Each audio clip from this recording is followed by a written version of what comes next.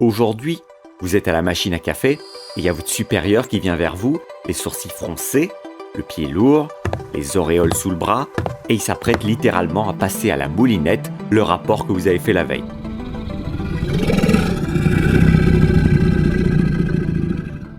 Vous savez, personnellement, j'ai toujours admiré ces gens qui, comme des statues de marbre, sont pas du tout affectés par la critique. Vous pouvez leur dire ce que vous voulez, ça leur glisse dessus comme de l'eau sur la pierre. Alors si c'est votre cas, bravo, parce que moi je suis plutôt du genre à rougir et à suer à grosses gouttes quand on critique mon travail. Donc, au fur et à mesure de mes déboires professionnels, j'ai dû apprendre à me détacher de la critique pour éviter de faire une dépression toutes les 2 semaines, ce qui est marrant au début parce qu'on a plein de congés, mais ça devient vite handicapant pour son ascension professionnelle quand même.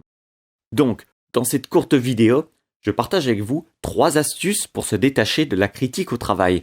3 astuces qui m'aident bien et ce encore aujourd'hui, parce que même si je ne suis plus employé, j'ai vite appris que la critique se manifestait sous d'innombrables formes et quoi qu'on fasse ou qu'on se trouve sur la planète, ces tentacules, les tentacules de la critique semblent repousser à l'infini, littéralement. Alors, plutôt que de systématiquement vouloir les trancher, j'essaie d'apprendre à danser avec.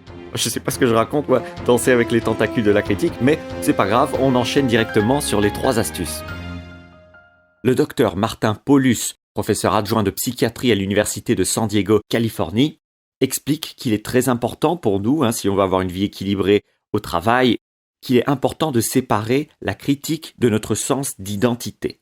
Ce qu'on veut éviter de faire, c'est de percevoir les critiques de notre travail comme des critiques de notre personnalité ou des critiques de qui nous sommes.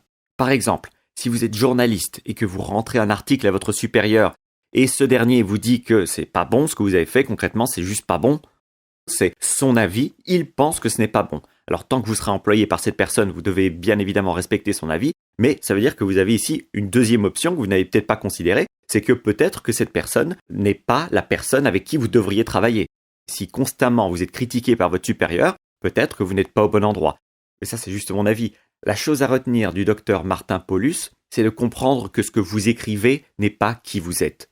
Vous savez, il y a des écrivains extraordinaires, des écrivains comme Hemingway, des écrivains comme Shakespeare, des écrivains comme Marcel Proust, qui ont écrit des daubes. Alors si vous arrivez à comprendre que même les plus grands sur cette planète ont parfois fait de la merde, ça va peut-être vous aider à avoir une plus grande tolérance à la critique, parce que ce n'est pas vous qu'on critique, c'est votre travail.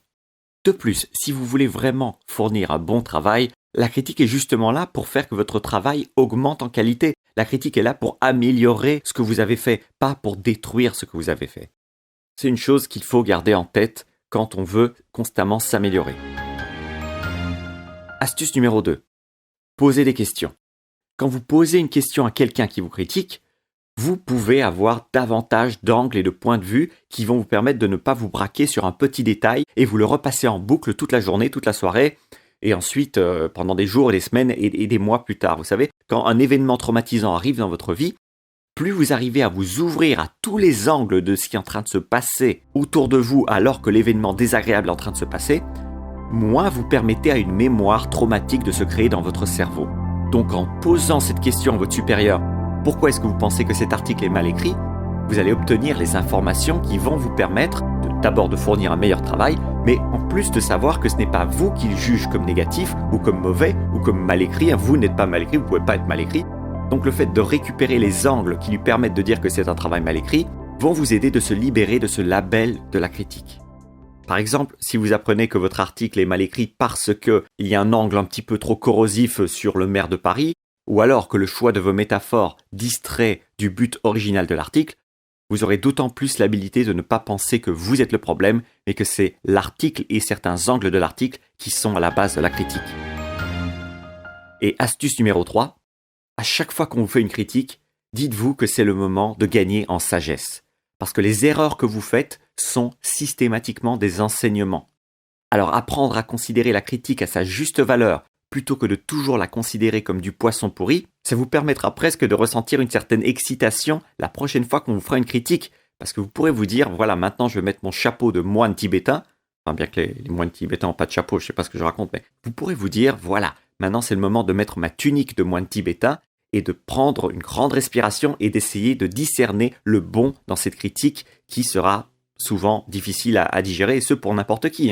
N'importe qui, c'est jamais très facile à essuyer la critique. Mais si vous arrivez à vous détacher de ce sens d'identification que vous avez avec votre travail, vous pourrez vous développer professionnellement et dans plein d'autres domaines de la vie. Parce que les critiques sont toujours là pour nous aider, mais c'est tellement facile de voir le verre à moitié vide quand on confond qui nous sommes avec ce que nous faisons. Et je vais terminer cette vidéo là-dessus. Vous n'êtes pas les vêtements que vous portez. Vous n'êtes pas la voiture dans laquelle vous roulez. Je sais que ça fait un petit peu Fight Club ce que je suis en train de dire, mais il y a tellement de vrai dans cette philosophie. Vous n'êtes pas ce que vous produisez. Vous êtes qui vous êtes. Et vous êtes bien plus que ce que vous faites. Si vous arrivez à garder ça en tête, vous serez un petit peu plus résistant la prochaine fois qu'on vous fera une critique, peu importe qu'elle soit utile ou pas dans votre vie. Voilà, c'est tout pour ce contenu. On se voit très bientôt dans une autre vidéo. En attendant, prenez soin de votre cerveau. C'était Thierry Markovitch.